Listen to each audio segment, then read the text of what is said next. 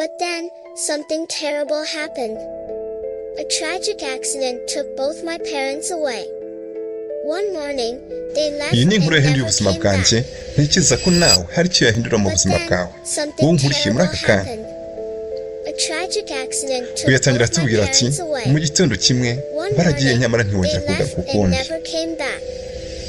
nari mfite imyaka 7 yonyine y'amavuko ndetse n'agasaza kanjye kari kakivuka mu buryo nanjye ntazi nisanze ndi jyenyine nta mama nta papa ari ngiye gusa n'agasaza kanjye kari kakiri uruhinja rw'iminsi mike Today, I stand here on the AGT stage uyu not munsi kuba because mpagaze I'm hano kuri strong, AGT stage but si uko because nkomeye God kurenza gave me abandi strength. ahubwo ni uko I Uwiteka want to Imana sing a song ariyo for yampaye gukomera Jesus, my protector, my hope, ndashaka my kuririmba iyi forever ndirimbo friend. nyitura Yesu Kristo If you mukiza believe in wanjye God's uburinzi love, bwanjye please ibyiringiro comment byanjye amen ndetse and n'inshuti tell me yanjye where you're magara from. y'iteka ryose I will pray for you, just as God answered my prayers.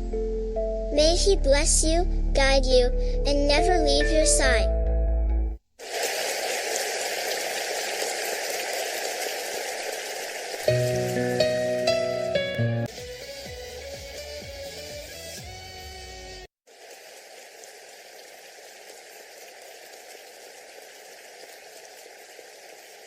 birashoboka cyane ko mu bihe uri mu uyu munsi uri impande zose maze ukabura igisubizo cy'ibibazo byawe ukabona mu tuburaga twawe duke ko ari ntacyo ufite wakora gusa muri iyi nkuru ndizera ko urakuramo isomo rikomeye ryo kumenya icyo wakora mu gihe ugeze mu mayira abiri mu gihe ugeze aho umwana arira nyina niyumve My side.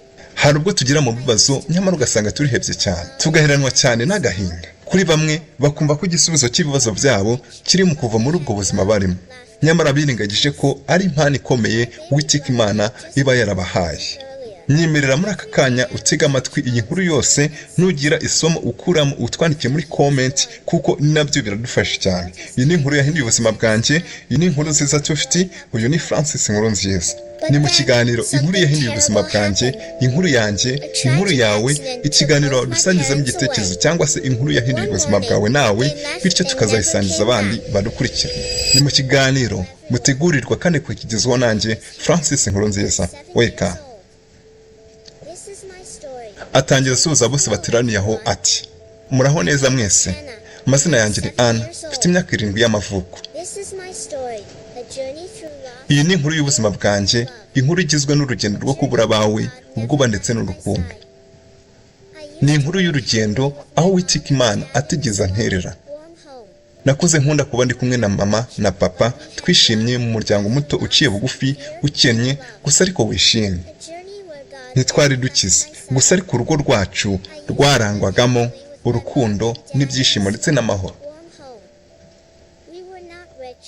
gasaza kanjye kavutse mu byumweru bike bishize buri gihe nakundaga gukora ku nda ya mama ngo ndirimbire gasaza kanjye katari kakavutse nyuma y'uko avutse nabwo nakundaga kugafata ikiganza cye karirimbira maze bikanira kumwenyura nkumva nsa nk'uri mu nzozi n'uko uko bizaba bimeze mu gihe twembi tuzaba dukuriye hamwe gusa nyuma ikintu giteye ubwoba kandi gitunguranye cyaje kuba impanuka mbi cyane yahitanye mama na papa icyarimwe mu gitondo kimwe baragiye nyamara ntibongera kugaruka ukundi nari mfite imyaka 7 gusa y'amavuko ndetse n'agasaza kanjye nibwo kari kakivuka bitunguranye nisanze turi twenyine nta mama nta papa bigitangira sinanzi icyo nkwiye gukora sinanzi ko nzajya ngaburira agasaza kanjye ko nzaza ngahindura pampa ndetse no kumuhendahenda umuhoze mu gihe arize Scared.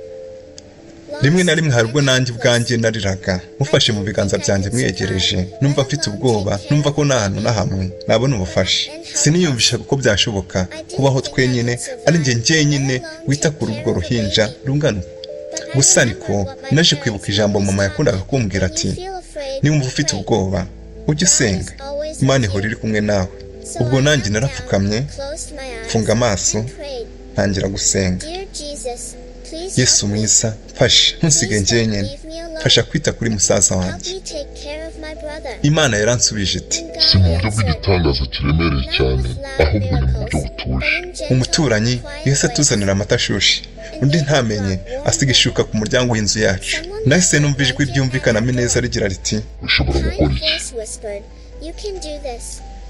natangiye kumva mfite amahoro, natangiye kumva nkomeye nkaho atari njye. Namenye ko burya yari Imana. Umunsi kundi nagendaga niga, namenye ko nzajya ngaburira musaza wanjye, nkamuririmbira ngo asinzire, nkamufubika ngo ashyuhe. Buri mugoroba nshimira Yesu Kristo udufasha tukabona undi munsi uratashe.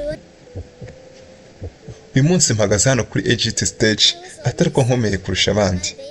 Ayo ni amagambo y'ako gakobwa nsubiramo, si amagambo yanjye gusa, ariko reka mvuge gato kuri AGT stage avuze hano ngaha. Hari ibyo bita talent show, aho abantu bafite impano baca imbere y'abakamaramaga bagaragaza impano zabo. Muri ibyo kwerekana impano rero hari umugabo ubizwimo cyane, umugabo Simon. Uyu mugabo benshi mu banyempano batandukanye bagiye bagaragaza ko kumunyura imbere bitaba byoroshye. Rero nibavuga AGT stage uzamenye ko aha ari mu maso ya Simon, hamwe kugira ngo utsinde performance yaho koko uba ufite impano idakimangwa. Noneho tukiza kuri aka kana k'imyaka 7 y'amavuko gusa, kaciye muri ibi byose ariko gahagaze kuri stage kavuga bene aya magambo, ndetse n'indirimbo yako ndetse n'ijwi ryako birumvikana mu buhanga bwinshi. Niba hari umuhanzi cyangwa se undi muntu ufite impano runaka hano mu Rwanda uzi wageze kuri stage mu kwerekana impano ye, ikiganza muri comment.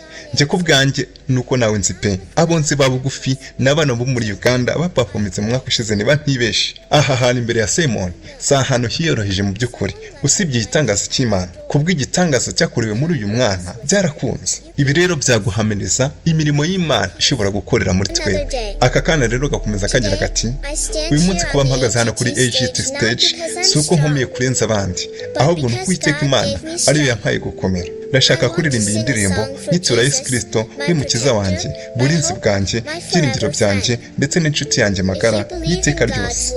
Niba wizera urukundo rw'Imana bugira utamenya, umbwire kandi aho uri ndagusengera, kandi nizeye ko nawe Uwiteka Imana nk'uko yumvishe gusenga kwanjye ko nawe yakugirira ibambe akabana nawe ntigira gutererana. Ko niko atangira indirimbo ye, maze benshi amarira agatema ku maso kubera kuganzwa n'amarangamutima. Iyi ndirimbo niba wifuza ko tuyigusobanura yose twandikire muri comment section. Wakoze kubana natwe rero. Iyi ni inkuru yahinduye ubuzima bwanjye, inkuru yanjye, inkuru yawe. Iyi ni inkuru nziza 250. Uyu mwumva akaba ari Francis Nkuru nziza. See you in next video.